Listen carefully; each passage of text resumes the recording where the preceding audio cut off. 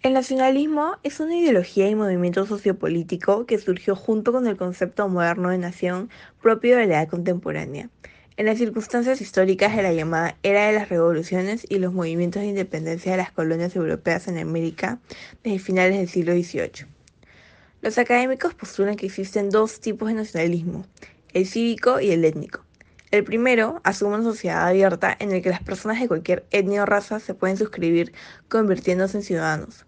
El segundo es exclusivo y solo quienes comparten las mismas características étnicas o culturales pueden ser miembros de la nación.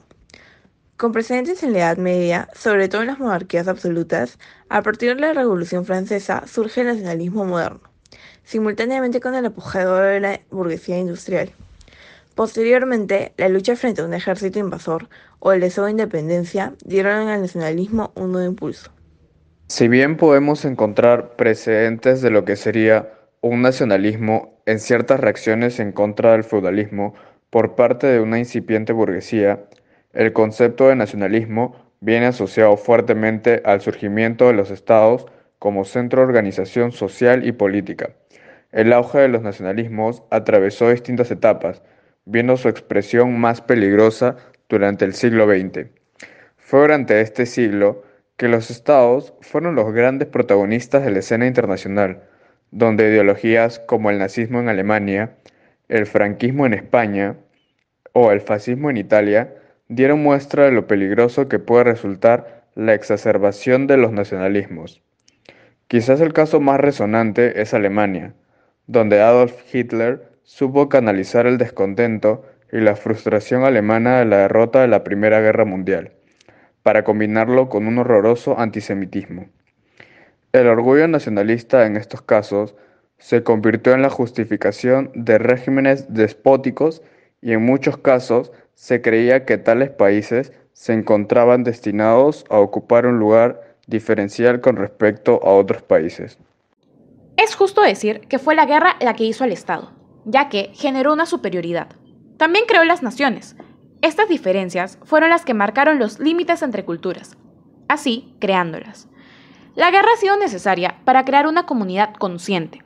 Al mismo tiempo, las personas desarrollaron su conciencia de identidad nacional a medida que quisieron diferenciarse de otras personas, con una lengua, una religión, una historia o una ubicación distintas. De esta forma, el nacionalismo es una ideología y un movimiento sociopolítico que se basa en un nivel superior de conciencia e identificación con la realidad y la historia de una nación.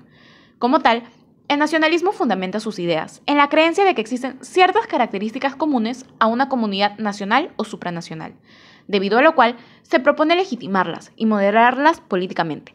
Mientras que definimos la identidad nacional como la identidad basada en el concepto de nación, es decir, el sentimiento de pertenencia a una colectividad histórico-cultural. A medida que las personas fueron desarrollando su conciencia de identidad nacional con el fin de distinguirse de otras personas con una lengua, religión, historia y ubicación distinta, surgieron las postulaciones de distintos académicos, los cuales aseveraban la división del nacionalismo en dos: el nacionalismo cívico y el nacionalismo étnico. El primero describe a una sociedad abierta basada en un contrato social, el cual las personas de cualquier raza o etnia forman parte de la comunidad de ciudadanos. Por otro lado, el nacionalismo étnico es exclusivo para quienes comparten ciertas características primordiales étnicas o culturales, las cuales son un requisito fundamental para formar parte de la nación. Dentro de las identidades mencionadas y la disque dicotomía que hay entre ambas, se combinan dos conceptos, la cultura y lo étnico-racial. Por un lado, la cultura, en este caso, va a ser la lengua, las creencias religiosas, valores sociales y políticos que posee un pueblo.